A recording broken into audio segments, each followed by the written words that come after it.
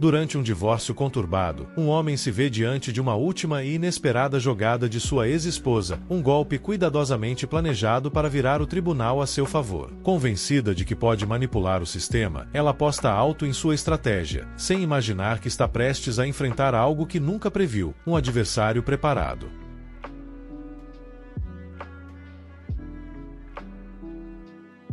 Minha ex-esposa apareceu grávida na nossa audiência de divórcio. Ela pensou que isso lhe garantiria uma pensão e isso aconteceu. Minha ex-esposa apareceu na audiência do nosso divórcio grávida. Ela achou que isso garantiria um pagamento até que o juiz fez uma pergunta. Você já esteve em um tribunal e viu alguém cavar a própria cova em tempo real? Porque foi exatamente isso que minha ex-esposa Jéssica fez. Eu deveria ter imaginado que ela tentaria algo assim. Todo o processo de divórcio tinha sido um desastre. Atrasos, acessos de raiva, petições sem sentido apenas para desperdiçar meu tempo. Se ela tivesse colocado metade do esforço que dedicou a tornar minha vida um inferno no nosso casamento, não teríamos chegado a esse ponto. Mas quando ela entrou naquela audiência grávida, eu quase ri. Não porque eu achasse que o filho era meu, eu sabia que não era, mas porque eu conseguia ver o plano se formando na cabeça dela como um enredo barato de novela. Jéssica estava apostando em uma coisa, que o juiz olharia para uma pobre mulher grávida, vulnerável e abandonada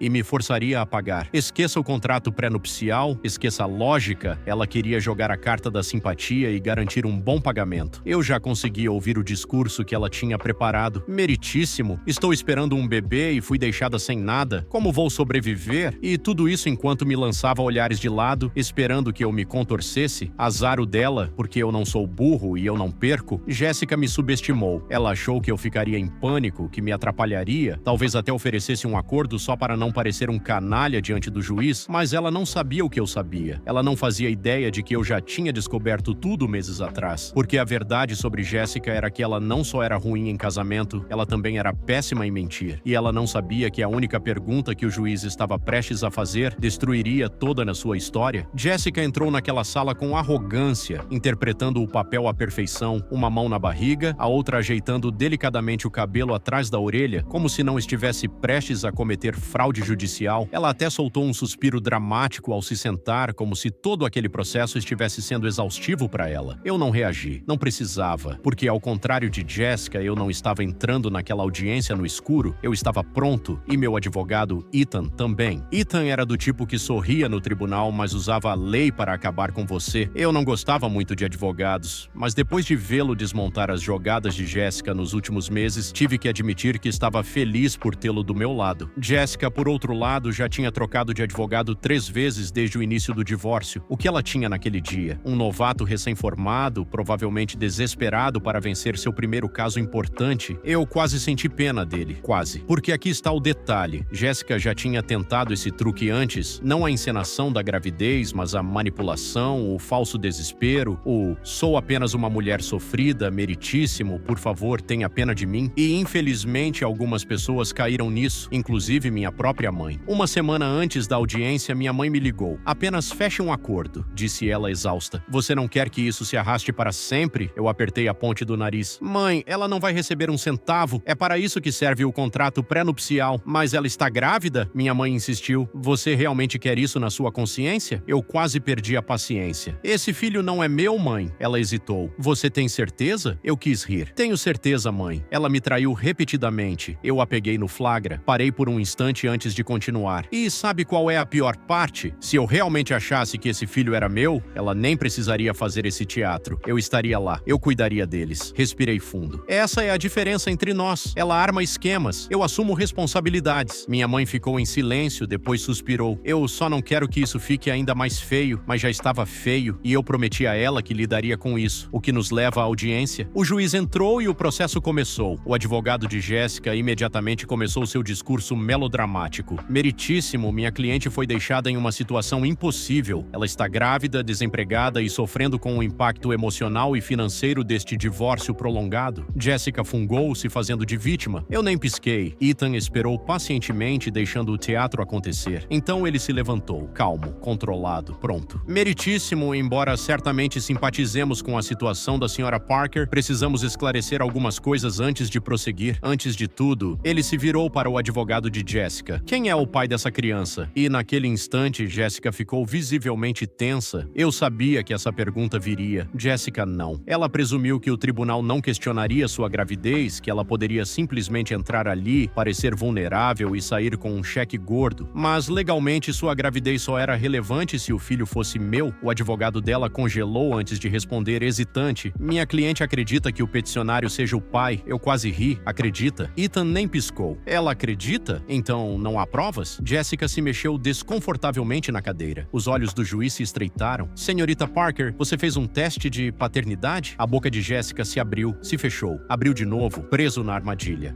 Quero dizer, eu apenas presumi. Você presumiu? Repetiu o juiz, nada impressionado. Senhorita Parker, há alguma evidência que sugira que o peticionário seja o pai? O advogado dela parecia querer desaparecer. Jessica estava pálida. E eu apenas me recostei na cadeira e aproveitei o espetáculo. Ethan estava pronto para o golpe final. Meritíssimo, temos fortes razões para acreditar que essa criança não é do meu cliente. Ele então colocou sobre a mesa algumas fotos tiradas 2 meses depois que Jessica e eu nos separamos. Nelas, ela aparecia de férias com outro homem, de mãos dadas, se beijando, prova clara de que ela já tinha seguido em frente. E então, o golpe final. Ethan deslizou alguns documentos médicos pela mesa. Além disso, obtivemos os registros médicos recentes da Sra. Parker, que mostram que o primeiro teste positivo de gravidez dela foi meses depois da última vez que esteve com meu cliente. O rosto de Jessica desabou. Seu advogado olhou para ela, percebendo que nunca havia sido informado de nada disso. O juiz soltou um longo suspiro e balançou a cabeça. Senhorita Parker, este tribunal não vê com bons olhos tentativas de enganar a justiça? Dado o que foi apresentado, não há base para exigir apoio financeiro. Ele fez uma pausa antes de concluir. O contrato pré-nupcial continua válido. Você não receberá pensão? Fim de jogo. Jessica engasgou como se tivesse levado um golpe físico. Meritíssimo, esta audiência acabou? Jessica ficou sentada ali, congelada. As palavras do juiz ainda pairavam no ar, mas eu podia ver acontecendo em tempo real. Sua mente tentando desesperadamente encontrar uma saída. Não era assim que ela imaginou que o dia terminaria. Na versão dela dos acontecimentos, ela deveria chorar, parecer uma vítima e sair com um belo cheque mensal. Em vez disso, foi exposta publicamente. Seu advogado nem olhava mais para ela, estava encarando o chão, provavelmente reavaliando cada decisão que o levou a aceitar esse caso. Enquanto isso, Jessica agarrava a borda da mesa como se de alguma forma pudesse segurar os últimos vestígios do seu esquema. E então começou a birra, a última tentativa desesperada de Jessica. Meritíssimo! Ela soltou a voz estridente. Isso não é justo! Eu estou prestes a ter um bebê e ele simplesmente pode ir embora? O juiz soltou um longo suspiro, esfregando as têmporas. Ele já tinha terminado com aquilo. Senhorita Parker, disse ele firmemente, este tribunal não toma decisões financeiras baseadas em apelos emocionais. Sua gravidez não tem relevância legal para este divórcio, a menos que a paternidade seja estabelecida, o que, com base nas evidências apresentadas, não foi. Jessica tentou interromper, mas o juiz ergueu uma mão. Já basta. Jessica estalou, virando-se abruptamente na cadeira e me encarando. Você realmente vai fazer isso comigo? Com o seu próprio filho? Ali estava, sua última cartada. Mesmo depois de ser publicamente humilhada, ela ainda tentava plantar a dúvida. A sala do tribunal ficou em silêncio. Então eu sorri. Um sorriso lento, divertido, implacável. Você tem certeza de que quer seguir por esse caminho, Jessica? Inclinei-me para frente, minha voz calma. Quer que fique registrado oficialmente que está me acusando de ser o pai? Porque podemos solicitar um teste de paternidade obrigatório agora mesmo? O rosto dela se contraiu. Ela não tinha nada. E naquele momento, todos na sala perceberam isso também. O juiz nem se deu ao trabalho de responder desta vez. Apenas se virou para o escrivão. Audiência encerrada. Jessica tinha perdido tudo, mas ainda não tinha acabado. A audiência havia terminado, mas eu ainda não tinha terminado de vê-la desmoronar. Saí do tribunal com Ethan ao meu lado, minha mãe alguns passos atrás. Eu meio que esperava que Jessica saísse discretamente, mas devia saber que ela não faria isso. Ela veio atrás de mim, os saltos batendo no chão, o rosto vermelho, as mãos tremendo. Você é um monstro, ela sibilou. Você me deixou lá humilhada? Eu me virei devagar, olhando-a de cima a baixo. Sinto muito, Jessica. Qual parte foi humilhante para você? Perguntei sarcástico. A parte em que você tentou enganar o tribunal final ou a parte em que percebeu que eu estava 3 passos à sua frente? O maxilar dela se contraiu. Você armou para mim. Não, querida, sorri novamente. Você armou para si mesma. Eu só deixei você cair na própria armadilha. Ela parecia prestes a me jogar algo, mas então tentou mais uma cartada. Virou-se para minha mãe. Você realmente está bem com isso? Com o que ele fez comigo? Mamãe hesitou por um momento. Então cruzou os braços. Eu não estou bem com o que você fez com ele, respondeu. Você enganou a todos nós uma vez. Nunca mais. O lábio de Jéssica tremeu. Por um segundo pensei que ela fosse realmente chorar. Então veio a explosão de verdade. Espero que você apodreça. Ela cuspiu, dando um passo à frente como se fosse me atacar. Eu espero que você, senhorita Parker. A voz veio de trás dela. Um tom oficial e firme. Jéssica congelou. 2 oficiais do tribunal tinham entrado no corredor. Por favor, venha conosco. A cabeça dela girou. O quê? Por quê? O juiz recomendou uma investigação por possível perjúrio e fraude, disse um dos oficiais. Você precisará responder algumas perguntas. Os olhos dela se arregalaram. Espera, não, isso não. Mas eles já estavam levando-a de volta para dentro do tribunal. Eu soltei um longo suspiro. Ethan deu um tapinha no meu ombro. Bem, isso foi satisfatório. Sorri de lado. Sim, foi. Jéssica foi arrastada de volta ao tribunal. Eu não a segui. Não precisava. No momento em que aqueles oficiais a levaram, ela deixou de ser meu problema. Mas eu fiz questão de acompanhar o desfecho. Acontece que o juiz não estava apenas irritado. Ele queria fazer dela um exemplo, fingir dificuldades financeiras, ruim de tentar manipular o tribunal, pior, mentir sob juramento. Isso é perjúrio. As alegações fraudulentas dela significavam que agora estava sob investigação. O tribunal não apenas rejeitou o pedido de pensão dela, eles sinalizaram o caso como possível fraude financeira. Jéssica cavou sua própria cova. Nos meses seguintes, ouvi algumas notícias. O juiz multou-a por desperdiçar o tempo do tribunal. O advogado dela a abandonou imediatamente. A tentativa de solicitar assistência do governo? Negada. Aparentemente, eles também exigem provas de paternidade. E a cereja do bolo? O novo namorado dela terminou tudo. Aparentemente, depois que meu advogado apresentou algumas fotos comprometedoras no tribunal, o cara começou a fazer as contas. Ele percebeu que não era o único com quem Jéssica esteve. E de repente, ele já não tinha tanta certeza se era o pai também. Eu só posso imaginar como foi essa conversa. Alguns meses depois do julgamento, recebi uma mensagem de um número desconhecido. Jéssica, espero que você esteja feliz. Fiquei olhando para a tela por um segundo, então digitei a resposta. Eu estou, obrigado por perguntar. E bloqueei o número. Eu não precisava ouvir mais nada dela. Jéssica passou anos tentando me manipular, me controlar e me arrancar tudo que eu tinha, mas agora ela estava sozinha. E pela primeira vez em muito tempo, eu estava livre.